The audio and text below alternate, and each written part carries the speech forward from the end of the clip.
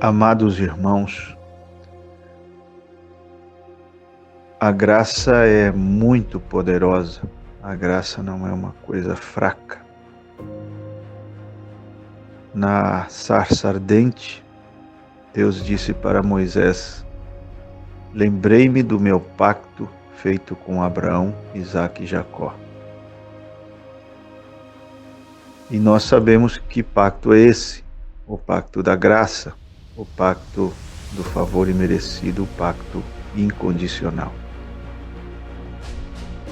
E nas bases desse pacto, Deus agiu e foi o poder de Deus nessas bases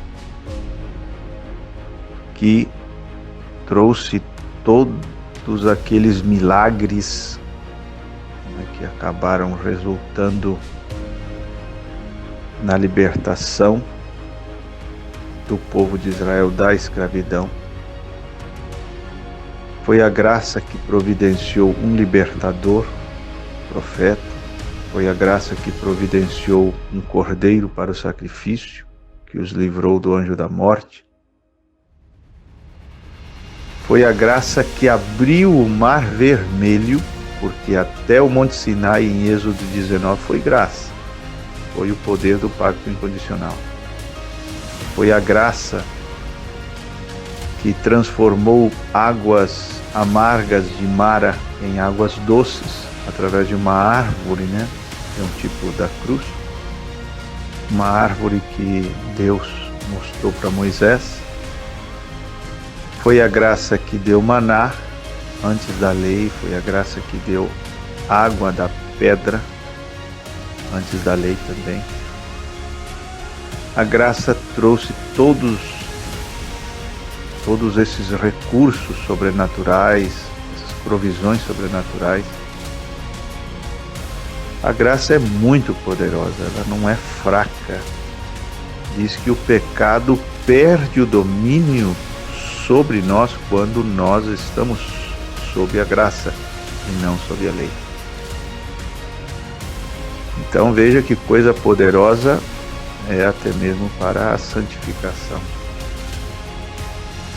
Em Atos 5, e aqui eu quero falar de uma coisa bem profunda, em Atos 5 nós vemos um casal. Todos nós conhecemos, É Ananias e Safira. Eles subtraíram do valor total de um terreno que eles tinham vendido,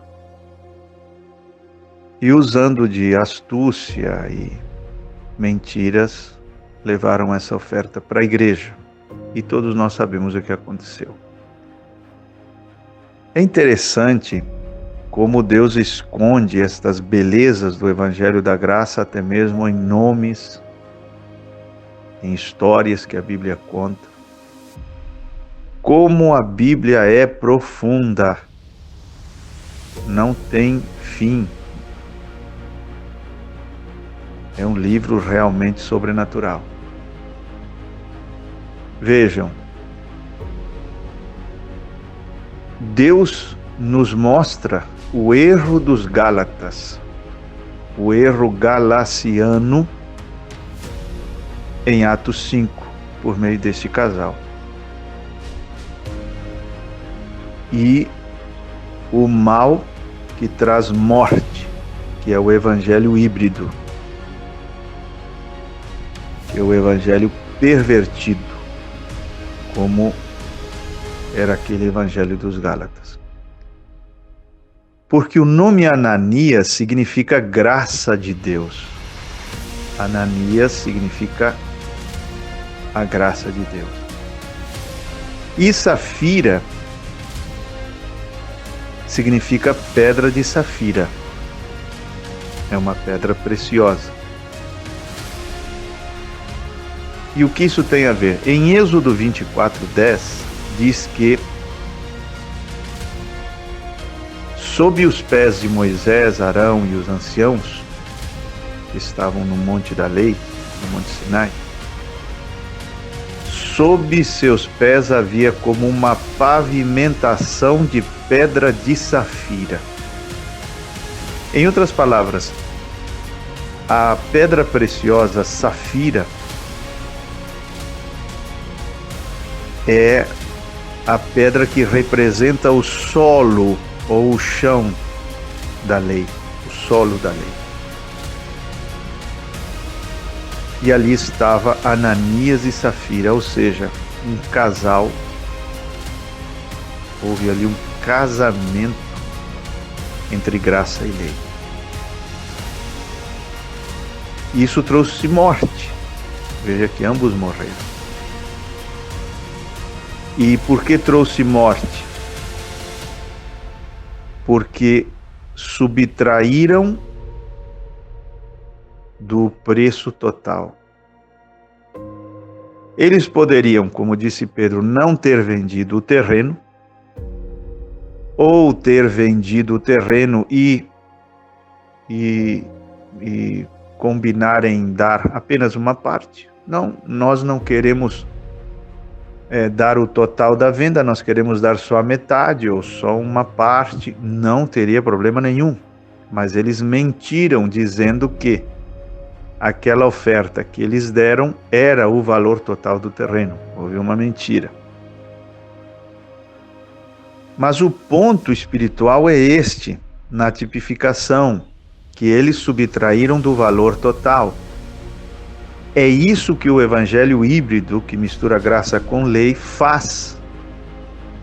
Ou seja, ele tira a glória daquele calvário, daquela oferta de valor total que aconteceu ali no Calvário. Ali onde o Filho de Deus foi ofertado, onde uma obra foi consumada. E quando se mistura lei com graça, se subtrai daquela glória do Calvário, dizendo que a graça não é suficiente, que a totalidade daquela obra consumada não é suficiente, que Jesus não é suficiente, e por isso temos que ter um pouquinho de Moisés, temos que ter um pouquinho de lei. Então se subtrai poder daquela oferta do Calvário, se subtrai glória daquela oferta do Calvário. E caímos, ao ter esse casamento de Ananias e Safira, de graça e lei, no erro dos Gálatas, o que é um evangelho maldito, pervertido. Paulo chamou o evangelho dos Gálatas de evangelho pervertido. E também, vejam que é a única carta que ele profere um anátema, ou uma palavra de maldição. Anátema, maldito. Esse evangelho que mistura graça com lei. Então, vejam que a coisa é realmente profunda e muito séria.